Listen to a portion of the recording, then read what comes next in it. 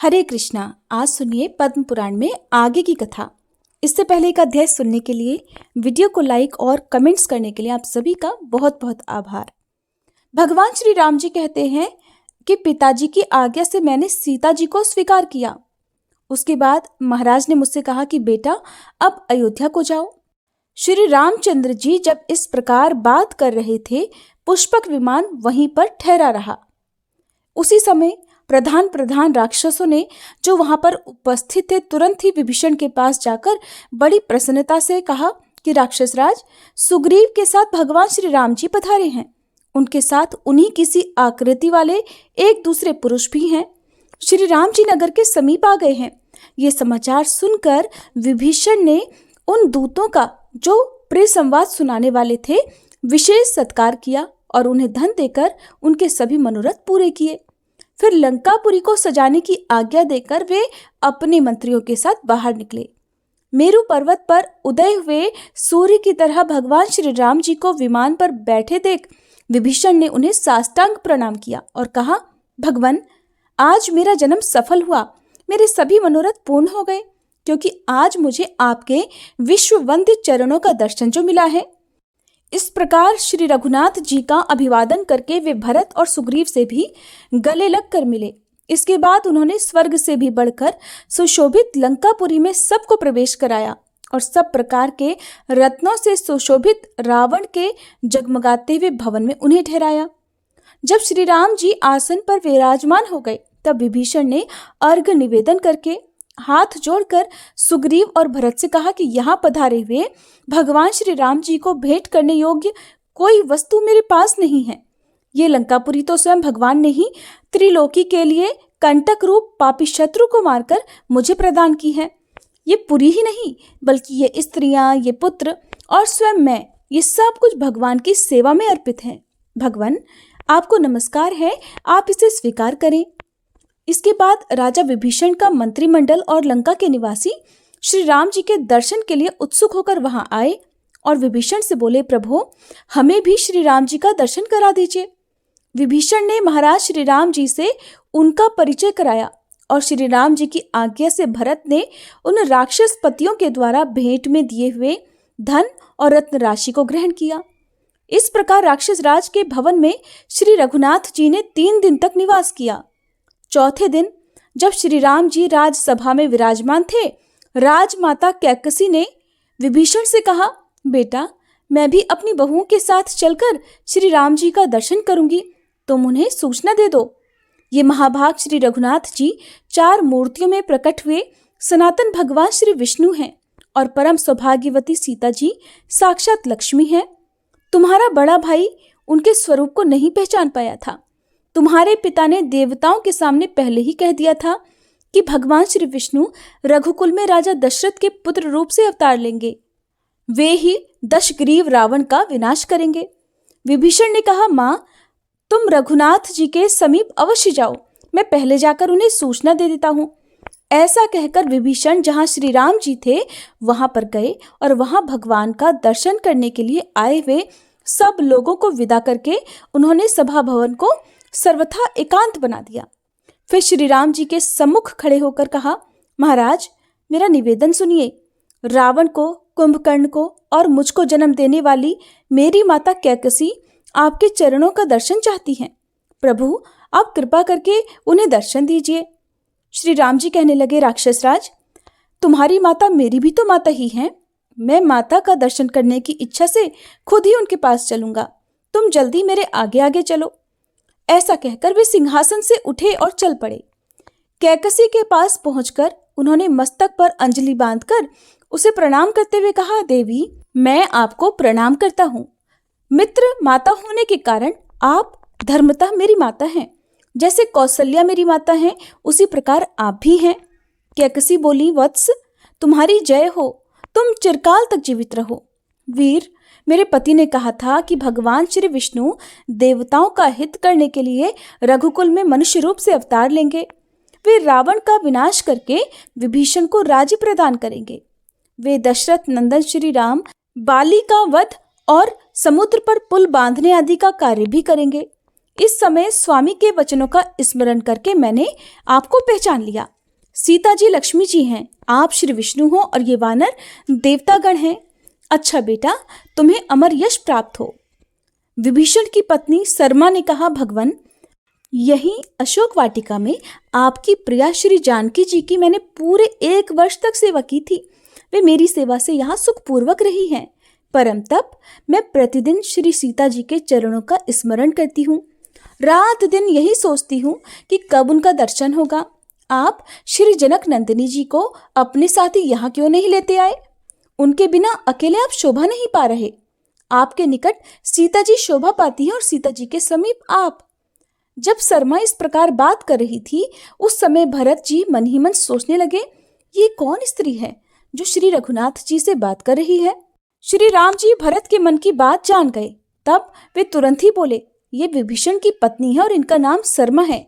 ये सीता जी की प्रिय सखी भी है, वे भी इन्हें बहुत मानती हैं। ऐसा कहकर वे शर्मा से बोले, कल्याणी, अब तुम भी जाओ और अपने पति के घर की रक्षा करो। इस प्रकार सीता जी की प्यारी सखी शर्मा को विदा करके श्री राम जी ने विभीषण से कहा, निष्पाप विभीषण, तुम सदा देवताओं का प्रिय कार्य करना, कभी उनका अपराध मत करना। तुम्हें देवराज की आज्ञा अनुसार ही चलना चाहिए।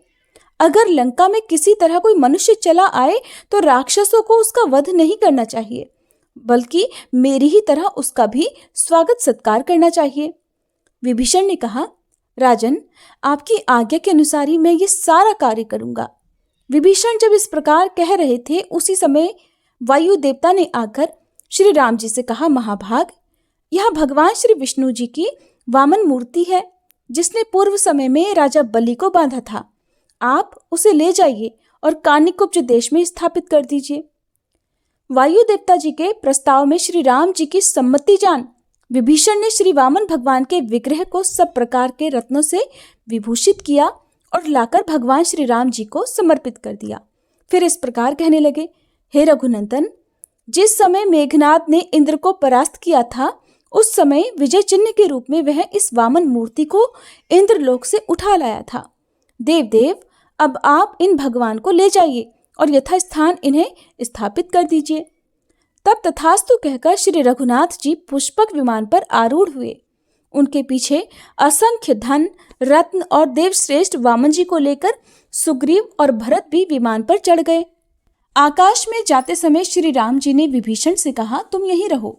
यह सुनकर विभीषण ने श्री राम जी से कहा, प्रभु, आपने मुझे जो जो आज्ञाएं दी हैं मैं उन सब का पालन करूंगा, परंतु महाराज, इस सेतु के मार्ग से पृथ्वी के समस्त मानव यहाँ आकर मुझे सताया करेंगे। अब आप ही बताइए, ऐसी परिस्थिति में मुझे क्या करना चाहिए? विभीषण की बात सुनकर श्री रघुनाथ जी ने हाथ में धनुष लेकर उस सेतु के 2 टुकड़े कर दिए, फिर 3 विभाग करके बीच का 10 योजन उड़ा दिया। इसके बाद एक स्थान पर 1 योजन और तोड़ दिया। इसके बाद वेलावन, जो कि वर्तमान में रामेश्वर क्षेत्र में है, पहुंचकर श्री राम जी ने श्री रामेश्वर के नाम से देवाधिदेव महादेव जी की स्थापना की और उनका विधिवत पूजन किया। तब उनसे प्रसन्न होकर भगवान रुद्र बोले, रघुनंदन, मैं इस समय यहाँ साक्षात रूप से विराजमान हूँ। जब तक ये संसार, ये पृथ्वी और ये आपका सेतु कायम रहेगा, तब तक मैं भी यहाँ स्थिरता पूर्वक निवास करूंगा। श्री राम जी ने कहा, भक्तों को अभय करने वाले हे देव देवेश्वर, आपको नमस्कार है। दक्ष यज्ञ का विध्वंस करने वाले गौरीपते, आपको नमस्कार है। आप ही शर्व, भव और वरद आदि नामों से प्रसिद्ध हैं, आपको नमस्कार है। आप पशुओं के स्वामी, नित्य उग्र स्वरूप और जटाजूट धारण करने वाले हैं, आपको नमस्कार है।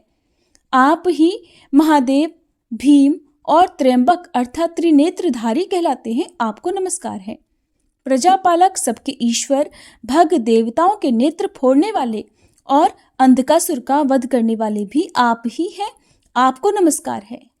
आप नीलकंठ, भीम, वेदा, ब्रह्मा जी के द्वारा स्तुत कुमार कार्तिकेय के शत्रु का विनाश करने वाले, कुमार को जन्म देने वाले, विलोहित, धूम्र, शिव, क्रथन, नील शिखंड, शूली, दिव्यशाई, उग्र और त्रिनेत्र आदि नामों से प्रसिद्ध हैं। सोना और धन आपका वीर्य है, आपका स्वरूप किसी के चिंतन में नहीं आ सकता। आप देवी पार्वती के स्वामी हैं, संपूर्ण देवता आपकी स्तुति करते हैं। आप शरण लेने योग्य, कामना करने योग्य और साध्योजात नाम से प्रसिद्ध हैं। प्रभु आपको नमस्कार है। आपकी ध्वजा में वृषभ का चिन्ह है। आप मुंडित भी हैं और जटाधारी भी। आप ब्रह्मचर्य व्रत का पालन करने वाले, तपस्वी, शांत, ब्राह्मण भक्त, जय स्वरूप, विश्व के आत्मा, संसार की सृष्टि करने वाले और संपूर्ण विश्व को व्याप्त करके स्थित हैं। आपको नमस्कार है। आप दिव्य स्वरूप, शरणागत का कष्ट दूर करने वाले, भक्तों पर सदा ही दया रखने वाले और विश्व के तेज और मन में व्याप्त रहने वाले हैं। आपको बारंबार नमस्कार है। पुलत्स्य जी कहते हैं, इस प्रकार स्तुति करने पर देवाधिदेव महादेव जी ने अपने सामने खड़े हुए श्री राम जी से कहा, रघुनंदन, आपका कल्याण हो। कमल नयन परमेश्वर, आप देवताओं के भी आराध्य और सनातन पुरुष हैं। नर रूप में छुपे हुए साक्षात श्री नारायण हैं, इसमें बिल्कुल भी संदेह नहीं। देवताओं का कार्य सिद्ध करने के लिए ही आपने अवतार ग्रहण किया था। सो अब इस अवतार का सारा कार्य आपने पूरा कर दिया है। आपके बनाए हुए मेरे इस स्थान पर समुद्र के समीप आकर जो मनुष्य मेरा दर्शन करेंगे, वे अगर महापापी होंगे तब भी उनके सारे पाप नष्ट हो जाएंगे। ब्रह्म हत्या आदि जो कोई भी घोर पाप हैं, वे मेरे दर्शन मात्र से ही नष्ट हो जाते हैं। इसमें संदेह करने की भी कोई बात नहीं है। अच्छा, अब आप जाइए और गंगा जी के तट पर भगवान श्री वामन की स्थापना कीजिए। पृथ्वी के 8 भाग करके उन्हें पुत्रों को सौंप दीजिए और स्वयं अपने परम धाम को पधारिए। भगवान, आपको नमस्कार है। इसके बाद श्री राम जी भगवान शंकर को प्रणाम करके वहां से चल दिए। ऊपर ही ऊपर जब वे पुष्कर तीर्थ के सामने पहुंचे तो उनके विमान की गति रुक गई। अब वह विमान आगे नहीं बढ़ पाता था।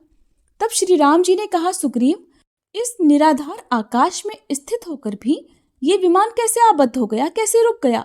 इसका कुछ कारण तो अवश्य होगा। तुम नीचे जाकर पता लगाओ। श्री रघुनाथ जी की आज्ञानुसार सुग्रीव विमान से उतरकर जब पृथ्वी पर आए तो क्या देखते हैं कि देवताओं, सिद्धों और ब्रह्म ऋषियों के समुदाय के साथ चारों वेदों से युक्त भगवान ब्रह्मा जी विराजमान हैं। ये देखकर वे विमान पर जाकर श्री राम जी से बोले, भगवान, यहाँ तो समस्त लोकों के पितामह ब्रह्मा जी लोकपालों, वसुओं, आदित्यों और मरुदगणों के साथ विराजमान हैं, इसलिए पुष्पक विमान उन्हें लांघकर आगे नहीं जा पा रहा। तब श्री राम जी सुवर्ण भूषित पुष्पक विमान से उतरे और देवी गायत्री के साथ बैठे हुए भगवान ब्रह्मा जी को साष्टांग प्रणाम किया। इसके बाद वे प्रणत भाव से उनकी स्तुति करने लगे। श्री राम जी के द्वारा स्तुति किए जाने के बाद विनीत भाव से खड़े हुए श्री राम जी का हाथ पकड़कर ब्रह्मा जी बोले कि रघुनंदन, आप साक्षात श्री विष्णु हैं। देवताओं का कार्य करने के लिए ही आप इस पृथ्वी पर मनुष्य रूप में अवतीर्ण हुए हैं। प्रभु, अब आप देवताओं का संपूर्ण कार्य कर चुके हैं। अब गंगा जी के दक्षिण किनारे श्री वामन भगवान की प्रतिमा को स्थापित करके आप अयोध्यापुरी को लौट जाइए और वहां से परम धाम को सिधारिए। महादेव जी के बाद ब्रह्मा जी से भी आज्ञा पाकर श्री रामचंद्र जी ने उन्हें प्रणाम किया और पुष्पक विमान पर चढ़कर वहां से मथुरापुरी की यात्रा की। वहां पुत्र और पत्नी सहित शत्रुघ्न जी से मिलकर श्री राम जी भरत और सुग्रीव के साथ बहुत संतुष्ट हुए। शत्रुघ्न ने भी अपने भाइयों को उपस्थित देख उनके चरणों में मस्तक झुकाकर प्रणाम किया। उनके 5 अंग अर्थात दोनों हाथ, दोनों घुटने और मस्तक धरती का स्पर्श करने लगे। श्री राम जी ने भाई को उठाकर छाती से लगा लिया। इसके बाद भरत और सुग्रीव भी शत्रुघ्न से मिले। जब श्री राम जी आसन पर विराजमान हुए तब शत्रुघ्न ने बड़ी तेजी से अर्घ निवेदन करके सेना, मंत्री आदि 8 अंगों से युक्त अपने राज्य को उनके चरणों में अर्पित कर दिया। श्री राम जी के आगमन का समाचार सुनकर समस्त मथुरावासी, जिनमें ब्राह्मणों की संख्या बहुत ज्यादा थी, उनके दर्शन के लिए आए। भगवान ने सारे सचिवों, वेद के विद्वानों, ब्राह्मणों से वार्तालाप करके 5 दिन और मथुरा में ठहरकर फिर वहां से जाने का विचार किया। उस समय श्री राम जी ने बहुत प्रसन्न होकर शत्रुघ्न से कहा कि तुमने जो कुछ भी मुझे अर्पण किया है वो सब मैंने तुम्हें वापस कर दिया। अब मथुरा के राज्य पर अपने दोनों पुत्रों का अभिषेक करो। ऐसा कहकर भगवान श्री राम वहां से चल दिए और दोपहर होते होते गंगा तट पर महोदय तीर्थ पर जा पहुंचे। वहां भगवान वामन जी को स्थापित करके वे ब्राह्मणों और भावी राजाओं से बोले, ये मैंने धर्म का सेतु बनाया है जो ऐश्वर्य और कल्याण की वृद्धि करने वाला है। समयानुसार इसका पालन करते रहना चाहिए, किसी प्रकार इसका उल्लंघन करना उचित नहीं है। इसके बाद भगवान श्री राम वानर राज सुग्रीव को किष्किंधा भेजकर अयोध्या वापस लौट कर आए और पुष्पक विमान से बोले कि अब तुम्हें यहाँ आने की आवश्यकता नहीं होगी। जहाँ धन के स्वामी कुबेर हैं, तुम अब वहीं रहना। इसके बाद श्री राम जी संपूर्ण कार्यों से निवृत्त हो गए। अब उन्होंने अपने लिए कोई कर्तव्य शेष नहीं समझा। भीष्म, इस प्रकार मैंने श्री राम की कथा के प्रसंग से भगवान श्री वामन के प्राकट्य की वार्ता भी तुमसे कह दी। इसके बाद भीष्म जी ने जो कुछ भी पूछा उसका विस्तार पूर्वक वर्णन आप सभी अगले अध्याय में सुनिएगा। उम्मीद है आज की ये कथा आपको पसंद आई होगी।